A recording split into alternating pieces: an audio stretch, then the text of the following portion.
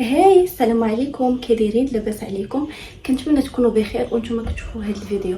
رجعت لكم من بعد غياب طويل لمده ديال شهرين، ما حطيتش فيديو في يوتيوب، ولكن اليوم رجعت. بغيت نهضر معكم في موضوع اللي مهم بزاف لكلشي، اللي هو الضغوطات الاجتماعيه. كيفاش نقدروا نتعاملوا مع الضغوطات والتوقعات من الناس ومن المجتمع؟ كيفاش نقدروا نحافظوا على صحتنا النفسيه وسط هذا الزحام؟ الا كنتوا حاسين بالضغط تفرجوا في هذا الفيديو حتى الاخر.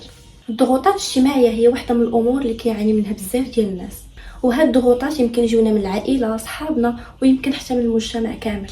فاش كيكون عندنا بزاف ديال الاراء ديال الناس في حياتنا كيزيد علينا الضغط بواحد الشكل اللي كبير بزاف. اليوم في السوشيال ميديا كل واحد فينا كيشوف ميني فيديوز ديال الناس اللي كيعيشوا دي بيرفكت لايف، بيوتي، دي وورك، ترافل. هادشي كيتسبب لك في احساس بعدم الرضا والاحباط.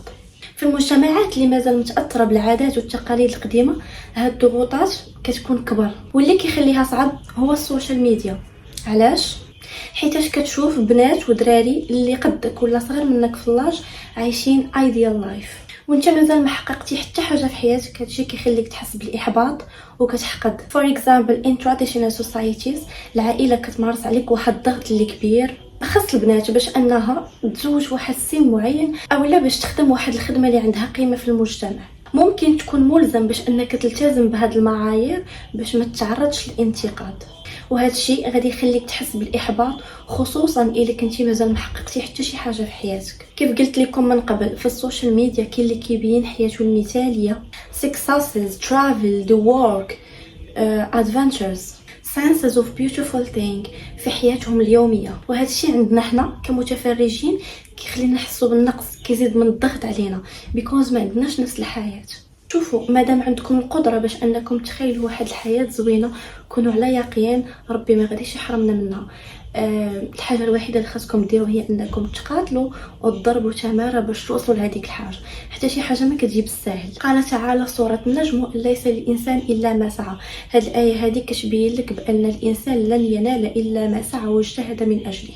السعي هو اساس النجاح سواء في الدين او في الدنيا. السعي ما كيوقفش عند امور الماديات فقط، كيجمع الطموح في تحسين الذات وتكون قادر تواجه التحديات اللي غادي تلقى في حياتك. اول حاجه خاصك تكون واعي بان الضغوطات اللي كتجيك من العائله او المجتمع يمكن ماشي ضروريه، بحال مثلا انك تزوجي في واحد السن معين او انك تخدم واحد الخدمه معينه.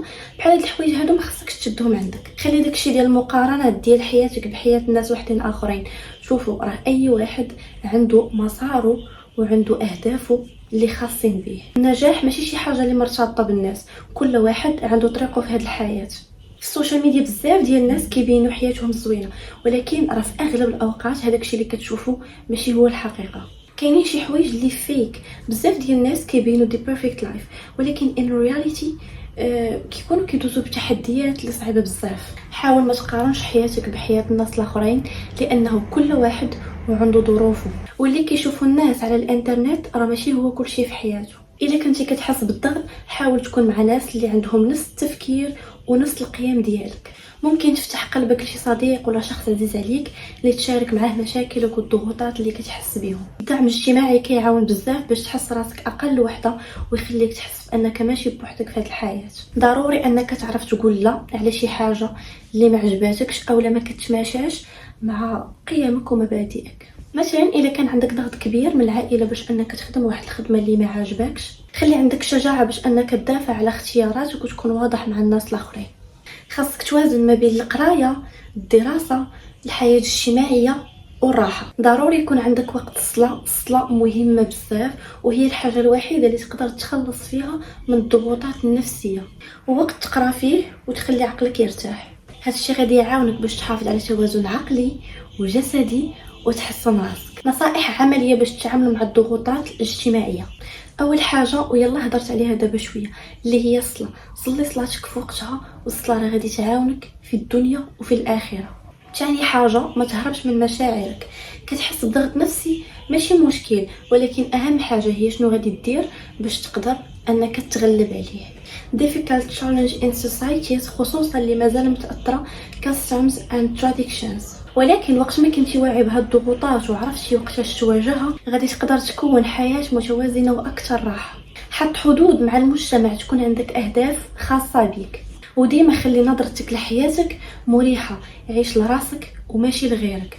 Thank you for watching. تابعوني على الانستغرام، تما كنحط فيديوهات قصار على هنا، ونشوفكم ان شاء الله في فيديو جديد وحسن من هذا. خليتكم على خير، باي باي.